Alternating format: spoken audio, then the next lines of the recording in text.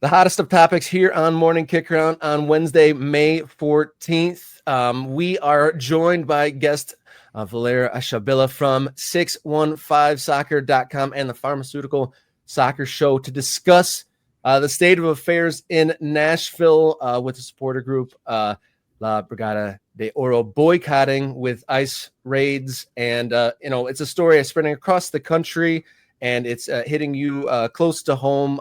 Thank you for joining us here this morning, Valair. Thank you guys for having me. I wish I could come in and just do Kai Kamara clubs, but unfortunately, there's just a little bit more important stuff going on. Yeah. Before we dive in, would you have Kai Kamara as a late game super sub on Nashville? Absolutely. Who wouldn't?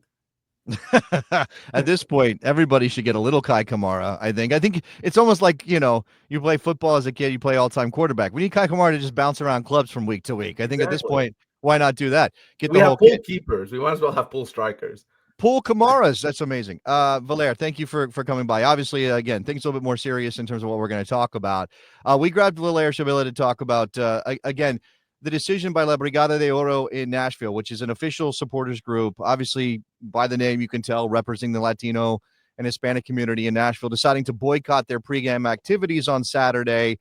There was also something that happened during the game, Valair, but give us a little background on what La Brigada decided to do, why they decided to do this, and what's happening in Nashville. Yeah, so La Brigada de Oro is the largest Spanish supporters group here in Nashville.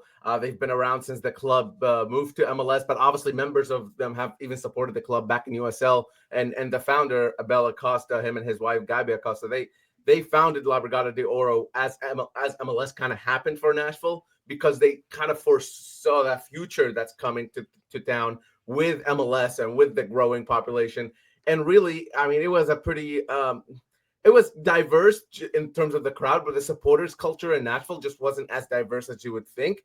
And then they brought in a lot of that to Nashville. Obviously, the pandemic hit all that. But what La Brigada were able to do is create this incredible atmosphere, not just in games, but before games as well. Their tailgates, they would tailgate with the other supporters as well, but they would bring in the DJ, they would bring in the food, they'd bring in the sort of vibes, if you would. And then in the game, drums, singing songs. Now, they are not the only ones who drummed and sang. Obviously, there's a whole supporter section, but they were the heartbeat. And I think one thing that's hitting a lot of folks these days is that Nashville SC and MLS in general use these folks for their marketing a lot. These folks have been the reason a lot of people come to Georges Park and enjoy a game, right? It's not everybody who comes to Georges Park is a soccer expert and wants to watch soccer. They might come in for an event, especially in a city like Nashville, where the event is kind of the thing. And La Brigada create that atmosphere, right?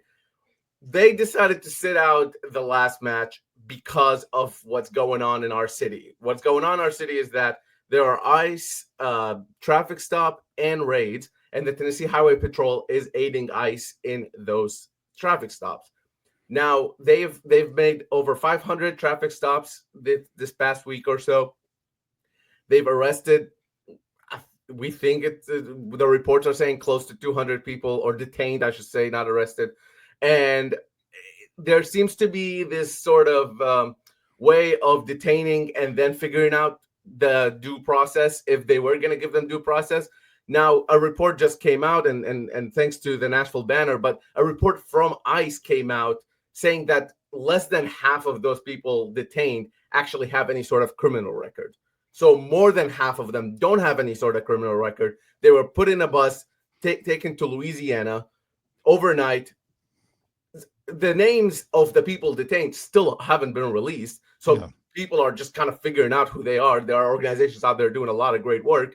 And honestly, like we are a soccer website, we are a soccer show, so we're covering it from our perspective. But obviously, out there's just so much that's going on that's really serious. And there are a lot of great news organizations helping with this topic. But at the end of the day, this is not really, about a politics type of thing. This is more so hitting Nashville communities, people who can't go to work now because they're afraid of that. And we've seen reports of people with legal status being taken as well. So at this point, it's pretty much racial profiling, because they're only going to those neighborhoods and they're targeting only Hispanic folks. Right. Yeah. And why, to the point that the Brigada de Oro is making, why have a party with a mass grouping of Spanish speakers when you know that is sort of the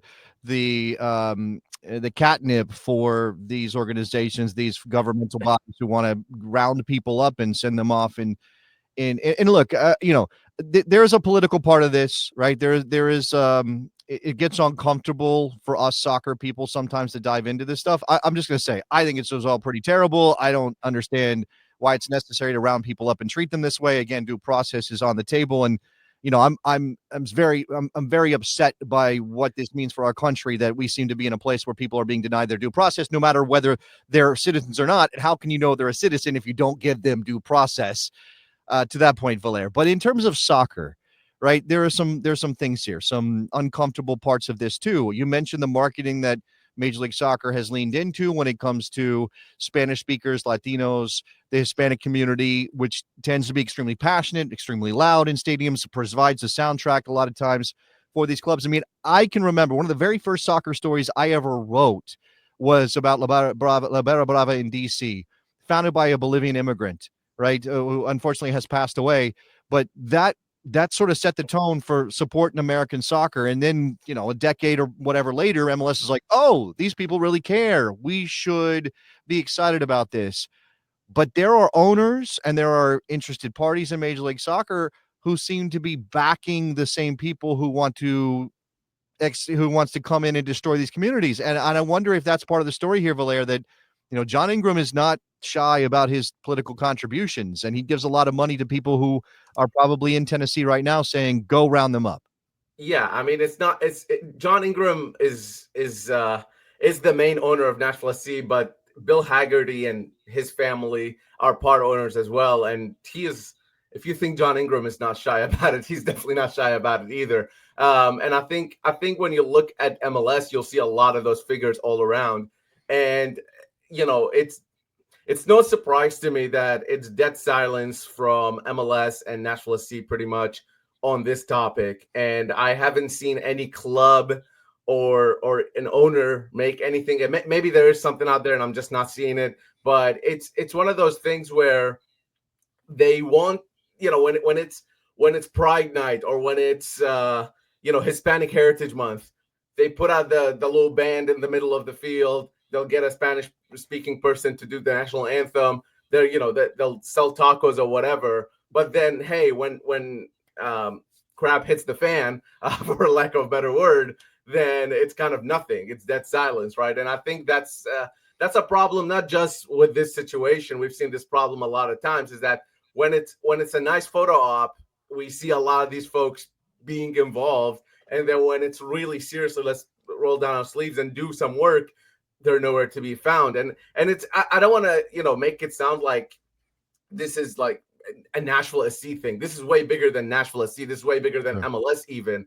But I would say is that these folks provide MLS so much by attending games. And look, let's not even look at the fans' perspective. Let's look at the staff, the club. Look at how many people are in the club who are immigrants, some of which are, documented or undocumented, who knows? And then look, one of the best players for Nashville SC this season, if not the best player for Nashville SC this season, is Andy Nahar. And Andy Nahar came to this country as an undocumented immigrant, and he's helped Nashville SC. I think he has 4 assists already from right back position, and he has a goal. So I just think it's a little weird when you go into that stadium and you're cheering for Andy Nahar, and then when you leave that stadium, you're against all undocumented immigrants or against all immigrants altogether. Yeah, that is such a crazy juxtaposition of interests all like colliding in the same place. Like the attendees and the players having a different set of rules once they step outside of a stadium, and that's wild. And the volume of people you said were detained and then sent away. Just a quick answer. Did you say at the beginning that there was 200 people that were sent away to Louisiana that are unknown and haven't been returned in any way from your About area? 200 were detained. I think a lot of them were sent off.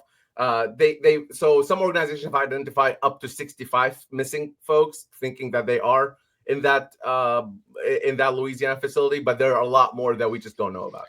And so, so the banners in the stadium saying, we are not all here. It gives me goosebumps. Like, this is literally people in a stadium saying part of our community has vanished, and we come from the soccer perspective. Like, do you think the team at risk of losing people for this, for kind of sitting on the sidelines, and for what behind the scenes their contributions and whatnot of the highest levels of this club? Are they at risk of not getting anyone coming back that is missing, or is not coming because they don't want to disappear?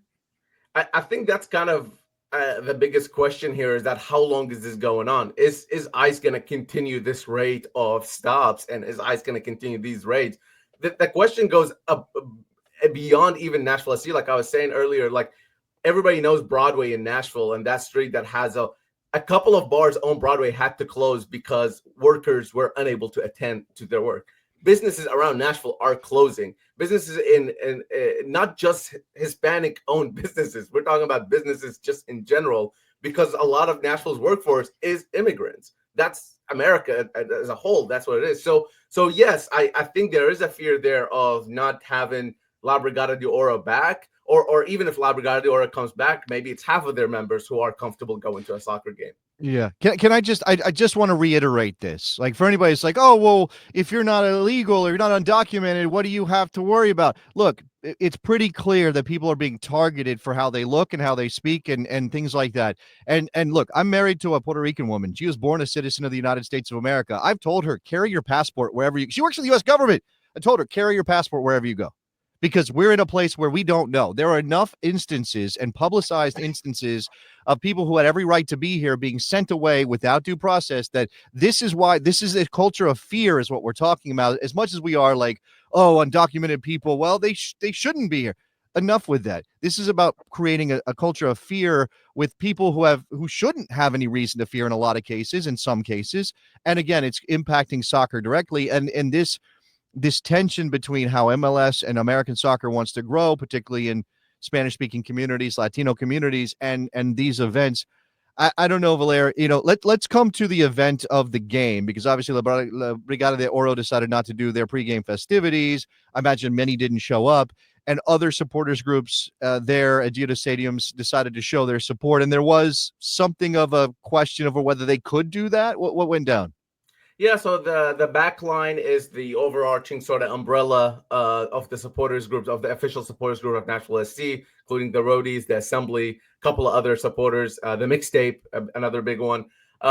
And essentially, those folks came together and decided to do something for La Brigada for not being able to be there. So at the beginning of the game, they raised the La Brigada banner. There were La Brigada flags flying pretty much throughout the game. And then in the 15th minute, they put out two banners saying in English, we're not all here. And then in Spanish, the translation of that, I don't speak Spanish, sorry. So I don't know exactly what, but it's a translation of that. And I think there was a point, and then there was also a section blocked off with the La Brigada banner before the 15th minute, like from the start of the game, where security had a little bit of an issue with that, because they thought it was blocking some exits or something like that. So, it's I think that got resolved by supporters group leaders and maybe some level-headed fans going in there and talking to security.